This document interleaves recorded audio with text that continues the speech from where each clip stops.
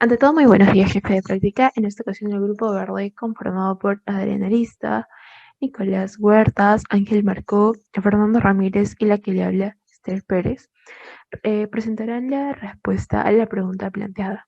¿En qué se diferencian las posturas de Popper y Kuhn respecto a la demarcación científica?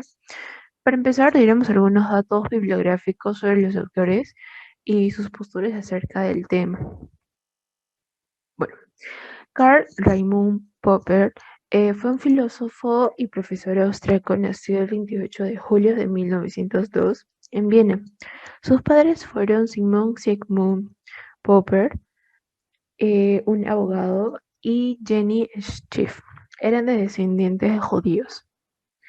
Bueno, Karl Popper en 1920, en la década de 1920, comenzó sus estudios universitarios y en 1938 se publica su obra llamada Conjeturas y refutaciones, en donde se cuestiona la diferencia entre la ciencia y la pseudociencia. Pone en comparación tres teorías sonadas en su época con la entonces reciente teoría de la relatividad de Einstein, encontrando en las primeras ciertas características que a su juicio les quitaba su carácter científico, pues sus defensores, sus autores parecían poder explicar cualquier situación haciendo su uso de lo planteado en estas teorías, cayendo en un sesgo de confirmación al buscar solo afirmaciones que respalden su teoría, más no sus posibles refutaciones. Entonces sus autores solo se centraban en lo que podían afirmar de ciertas teorías e ignoraban rotundamente sus posibles refutaciones. Popper notó que la teoría planteada por Einstein no podía tener ese tipo de características, pues sus leyes y experimentos solo podían ser comprobados en determinadas circunstancias, y sus descripciones de los fenómenos eran muy específicos. Popper determina que la única forma de comprobar em, una teoría efectivamente, para que una teoría pueda ser comprobada efectivamente, es buscar la forma de refutarla antes de comprobarla. Y entonces las teorías con mayor grado de cientificidad serían las más refutables, mientras que las teorías que parecen ser irrefutables por cómo están planteadas perderían su carácter científico. Ahora le daré pase a mi compañero Adrián, que seguirá con el autor Kuhn. Thomas Kuhn, nacido en 1922, fue un físico, filósofo e historiador quien, mientras enseñaba en la Universidad de California, publicó su célebre escrito La estructura de las revoluciones científicas, obra en la cual realiza un análisis histórico de la ciencia a través de una perspectiva distinta a la generalizada en ese entonces, pues a través del uso de la existencia de paradigmas plantea una serie de etapas que van constantemente rotando a lo largo del tiempo y por los cuales la ciencia pasa. La primera de estas etapas es la presciencia, etapa caracterizada por la incertidumbre y el constante debate entre científicos quienes, al plantear diversas leyes y teorías, van buscando un paradigma sobre el cual apoyar sus investigaciones. Al encontrarse este paradigma, se estaría hablando de que se entra en una etapa de ciencia normal, una etapa en la cual los científicos abrazan ese nuevo paradigma y empiezan a probarlo, a investigarlo y a llevar los descubrimientos científicos hacia cierta dirección. Sin embargo, al probar con estas nuevas leyes y teorías, también surgirían anomalías, las cuales, dice Kuhn, solo se deben considerar como graves si es que afectan directamente a las bases del paradigma y además se resisten a ser corregidas a pesar de los múltiples intentos de los investigadores. De llegarse a un punto en el cual hay demasiadas anomalías graves, se estaría hablando de una etapa de crisis, etapa en la cual de nuevo hay incertidumbre. Sin embargo, los científicos estarían buscando un nuevo paradigma que pudiese resolver los planteados por el anterior. Al encontrarse este nuevo paradigma, se entraría en una etapa de revolución, en la cual algunas comunidades científicas abrazarían esas nuevas leyes y teorías, mientras que otras lo rechazarían en defensa del anterior paradigma. Sin embargo, este eventualmente se terminaría por insertar en todas las comunidades científicas, llevando a una etapa de nueva ciencia normal, que eventualmente llevaría a una etapa de nueva crisis.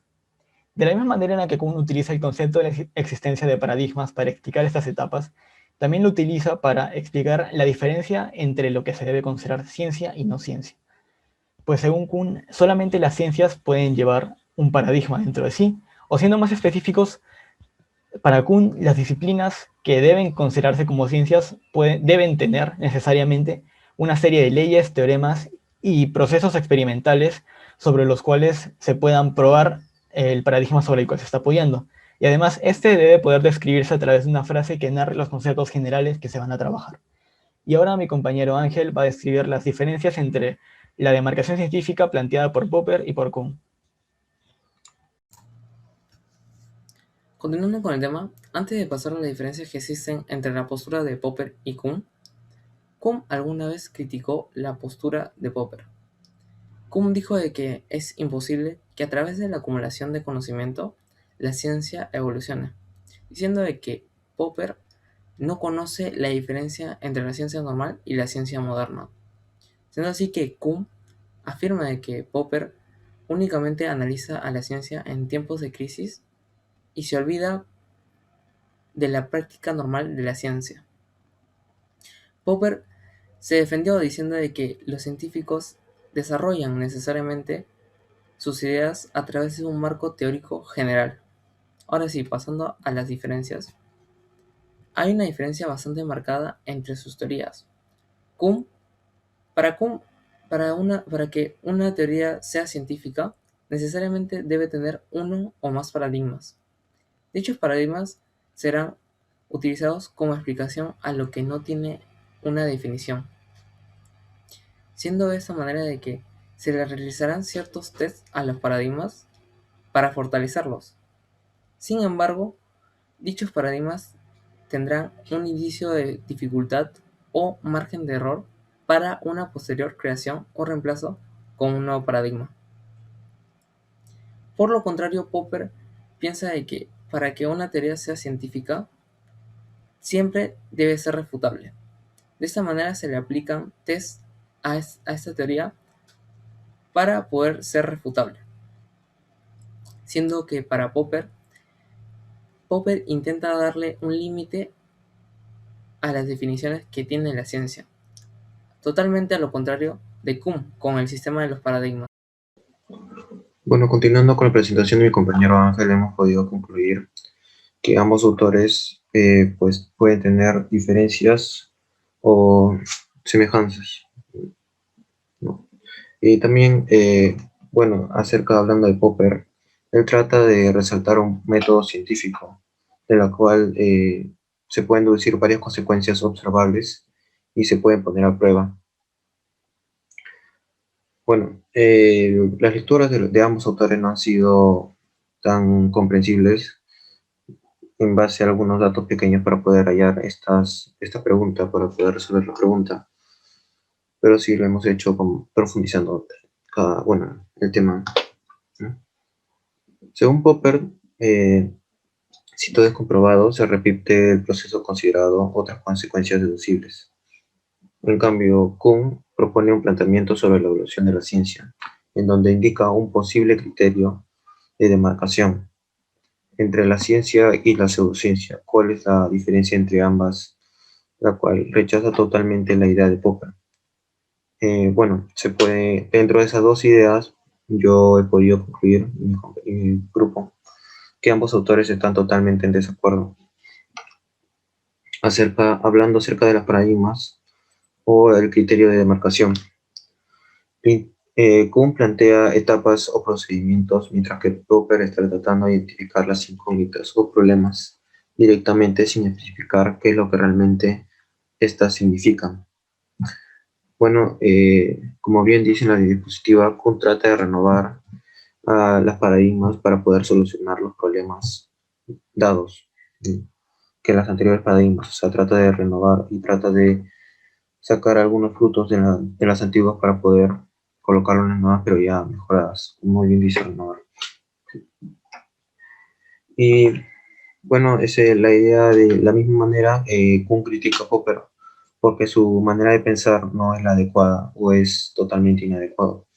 Debería forjarse pasos para poder llegar a un punto, un objetivo, y no visualizarlos desde una perspectiva totalmente única, sino tratar de darle pasos seguidos, como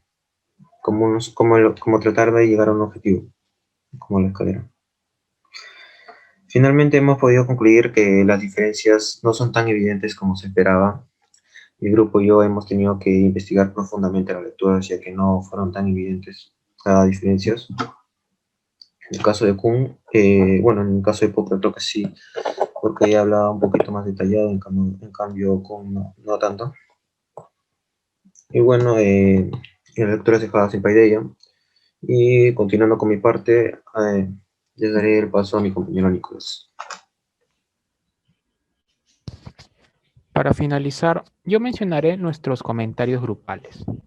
En nuestra opinión, Popper tiene una visión más acertada acerca de cómo distinguir entre teorías científicas y pseudocientíficas, pues consideramos que una, si es irrefutable, es por su generalidad y vagueza, tal como las predicciones de los adivinos, que nunca se equivocan, pero a la vez afirman hechos obvios. Además, si se realiza un test a una teoría con el objetivo de fortalecerla, lo más probable es que no se sea imparcial en la observación, lo cual podría conllevar a falsos positivos. Por ejemplo, el caso de un científico que está empeñado en creer que la Tierra es el centro del universo, lo más probable es que encuentre afirmaciones para su teoría. Sin embargo, no descartamos la explicación de Kuhn sobre el progreso de la ciencia, pues, en nuestra opinión, las teorías científicas se actualizan con el pasar del tiempo y teniendo en cuenta un determinado paradigma. Además, consideramos que las contribuciones de Popper son útiles, pues evitan el asumir como confiable pseudociencia en algún proyecto de suma relevancia, y que las contribuciones de Thomas Kuhn pueden llegar a ser útiles para entender el cómo evolucionan las teorías científicas. También hemos podido concluir que las diferencias no son tan evidentes como se esperaba. Mi grupo y yo hemos tenido que investigar profundamente cada detalle de las dos lecturas dejadas en Paideia y revisar fuentes adicionales. Finalmente, gracias a esta experiencia pudimos entender mejor y sacar nuestras propias conclusiones acerca de diferentes puntos de vista acerca de las teorías científicas, ya sea de cómo éstas se actualizan gradualmente o de cómo se diferencian de sus contrapartes pseudocientíficas. A continuación, les presentaré la bibliografía usada en este trabajo. Muchas gracias.